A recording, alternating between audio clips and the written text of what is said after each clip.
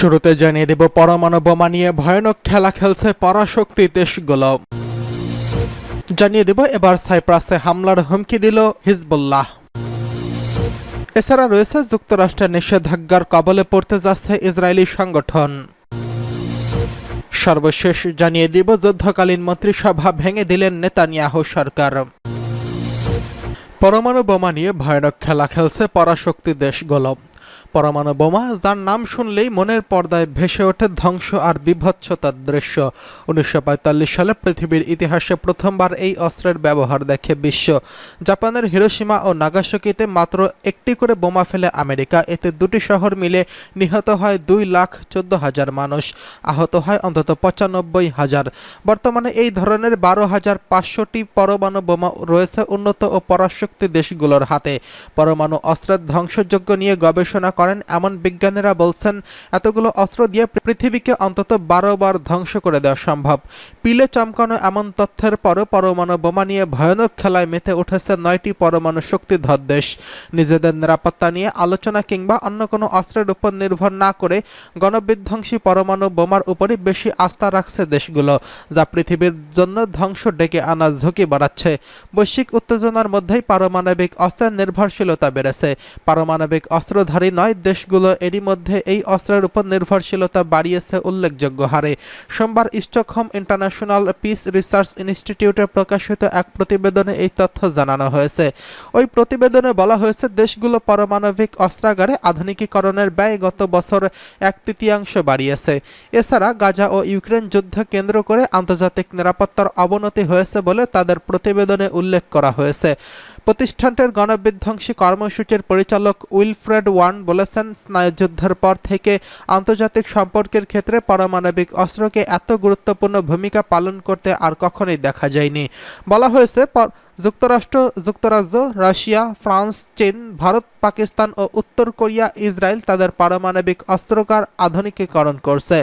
চলতি বছরের জানুয়ারি পর্যন্ত হিসেবে দেখা গেছে বিশ্বে মোট 12,500টি পারমাণবিক অস্ত্র রয়েছে, যা আগের বছরের তুলনায় 321টি কম। সম্ভাব্য ব্যবহারের জন্য সামরিক বাহিনীর হাতে মজুদ আছে প্রায় 9,585টি। এরই মধ্যে 3,904টি মোতায়েন করা হয়েছে ক্ষেপণাস্ত্র ও এয়ারক্রাফট অবস্থায়, যা গত বছরের চেয়ে 60টি বেশি। এবার সাইপ্রাসে হামলার হুমকি দিল হিজবুল্লাহ। লেবাননে সর্বাত্মক হামলার জন্য ইসরায়েলের প্রস্তুতির মধ্যে নতুন করে হিজবুল্লাহর কাছ থেকে হুমকি এলো। সশস্ত্র গোষ্ঠীটি এবার ইসরায়েলকে তছনছ করা ছাড়াও সাইপ্রাসে আক্রমণ করার হুঁশিয়ারি উচ্চারণ করেছেন। টেলিভিশনে দেওয়া এক ভাষণে Hezbollah secretary general Hassan Nasrallah দৃঢ়চিত্তে এই কথা তুলে ধরেন। Israeli defence forces northern command major general Ori Gordin, head of the operations directorate general Oded Basiuk মঙ্গলবার লেবাননে যুদ্ধ পরিকল্পনা অনুমোদন করার একদিন পর এই ঘোষণা দিলেন। সাম্প্রতিক সপ্তাহগুলোতে লেবানন থেকে প্রায়ই ইসরায়েলের দিকে রকেট ও মিসাইল ছুটে আসছে। কিছুদিন আগে লেবাননের সশস্ত্র গোষ্ঠী হিজবুল্লাহর একজন সিনিয়র শীর্ষ নেতা ইসরায়েলি হামলায় নিহত হয়। এরপর 200টিরও বেশি রকেট ছোড়া হয় লেবাননে। এই ঘটনায় কয়েকদিনের মাথায় লেবাননের যুদ্ধের পরিকল্পনা অনুমোদন করল ইসরায়েলি সেনাবাহিনী। সেনা সদস্যদের প্রস্তুত রাখারও সিদ্ধান্ত নিয়েছে তারা। ধারণা করা হচ্ছে, কোনো সময় লেবাননের সর্বাত্মক যুদ্ধ শুরু করতে পারে ইসরায়েল। এই নিয়ে সীমান্তবর্তী শহরগুলোতে তীব্র উত্তেজনা বিরাজ করছে। এই পরিস্থিতিতে দেওয়া ভাষণে হাসান নাসরুল্লাহ বলেন, যুদ্ধ শুরু হলে ইসরায়েল কোনো অংশ নিরাপদ থাকবে না। আমরা যুদ্ধ চাই না, তবে ইসরায়েলের সঙ্গে যুদ্ধে প্রস্তুত।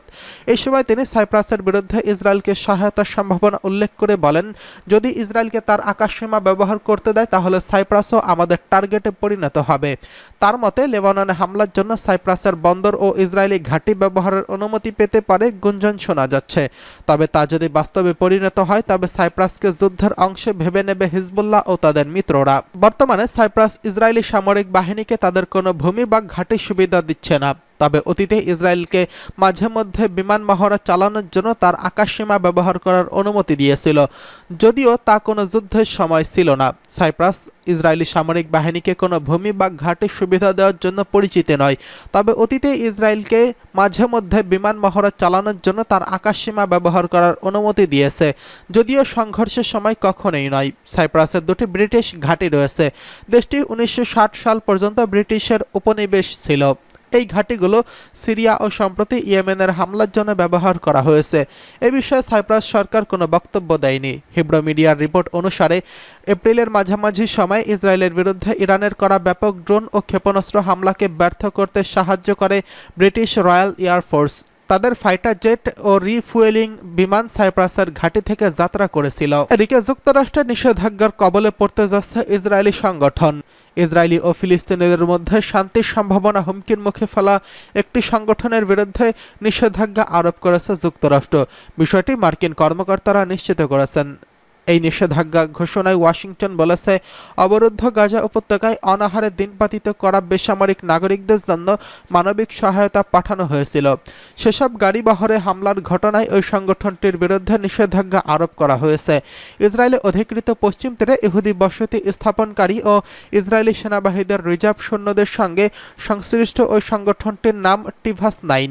ওয়াশিংটন জানিয়েছে, গাজা উপত্যকায় টিভাস-9-এর সদস্যরা মানবিক ত্রাণ সহায়তাবাহী গাড়ি আটক ও হয়রানি এবং ত্রাণ ধ্বংস করায় সংগঠনটির বিরুদ্ধে এই পদক্ষেপ নেওয়া হয়েছে। গত মে মাসে টিভ-9-এর সদস্যরা পশ্চিম তীরে হেরবন শহরের কাছে ত্রাণ সহায়তা বহনকারী দুটি ট্রাকে লুটপাট চালানোর পাশাপাশি আগুন ধরিয়ে দেয়। পরে ইসরায়েলি বাহিনী এই ঘটনায় জড়িত সন্দেহে 4 জনকে গ্রেফতার করা হয়েছে বলে জানিয়েছে। টিভাস-9 ছাড়াও ইসরায়েলি সামরিক বাহিনীর সঙ্গে সংশ্লিষ্ট উগ্রপন্থী ইহুদিরা গাজায় আন্তর্জাতিক বিভিন্ন মানবাধিকার সংস্থা সংগঠন ত্রাণ সরবরাহ কাজে বাধা দিচ্ছে বলে অভিযোগ রয়েছে, যদিও এই অভিযোগ অস্বীকার করে আসছে ইসরায়েলি বাহিনী। এর আগে ফেব্রুয়ারিতে পশ্চিম তীরের সহিংসতার ঘটনায় জড়িত ইসরায়েলিদের বিরুদ্ধে অর্থনৈতিক নিষেধাজ্ঞা আরোপের এক বাহিনীর আদেশে স্বাক্ষর করেন মার্কিন প্রেসিডেন্ট জো বাইডেন। ওই আদেশের অধীনে টিভাস-9-এর বিরুদ্ধে অর্থনৈতিক নিষেধাজ্ঞা আরোপ করা হবে বলে ঘোষণা দেয় ওয়াশিংটন। এদিকে যুদ্ধকালীন মন্ত্রিসভা ভেঙে দিলেন নেতানিয়াহু সরকার। অবশেষে ভেঙে দেওয়া হয়েছে ইসরায়েলের যুদ্ধকালীন মন্ত্রিসভা। দেশটির প্রধানমন্ত্রী নেতানিয়াহু এই মন্ত্রিসভা ভেঙে দিয়েছেন। মন্ত্রিসভার সঙ্গে এক বৈঠক করেন নেতানিয়াহু। বৈঠক শেষে আজ তিনি এই ঘোষণা দেন। আন্তর্জাতিক সংবাদ মাধ্যম আল জাজিরার এক প্রতিবেদনে এই তথ্য জানানো হয়েছে। প্রতিবেদনে বলা হয়েছে, নেতানিয়াহুর অতি ডানপন্থী জোটের অংশীদাররা নতুন যুদ্ধকালীন মন্ত্রিসভা গঠনের চাপ দিচ্ছেন। বেনি গান্তজ যুদ্ধকালীন মন্ত্রিসভা থেকে পদত্যাগের পর এই আবেদন আরও জোরালো হচ্ছে। জাতীয়তাবাদী ধর্মীয় অর্থমন্ত্রী বেজালেল এবং জাতীয় নিরাপত্তা মন্ত্রী ইতামার বেন-গাভির যুক্তরাষ্ট্র সহ মিত্র দেশের চাপ সত্ত্বেও গাজায় আরও অধিক হামলা চালানোর দাবি জানিয়ে আসছে। এছাড়া তারা যুদ্ধকালীন নতুন মন্ত্রিসভা গঠনের আহ্বান জানিয়েছেন। তবে নেতানিয়াহু তাদের আবেদন প্রত্যাখ্যান করেছেন বলেছেন যুদ্ধকালীন মন্ত্রিসভার প্রয়োজন নেই। জেরুজালেম পোস্টের এক প্রতিবেদনে এই তথ্য বলা হয়েছে। নেতানিয়াহু এখন গাজা যুদ্ধ নিয়ে মন্ত্রীদের এক ছোট দলের সঙ্গে আলোচনা চালিয়ে যাবেন, যাদের মধ্যে রয়েছেন প্রতিরক্ষা মন্ত্রী ইয়েভ গ্যালান্ট এবং কৌশলগত পররাষ্ট্রমন্ত্রী রন দারমার।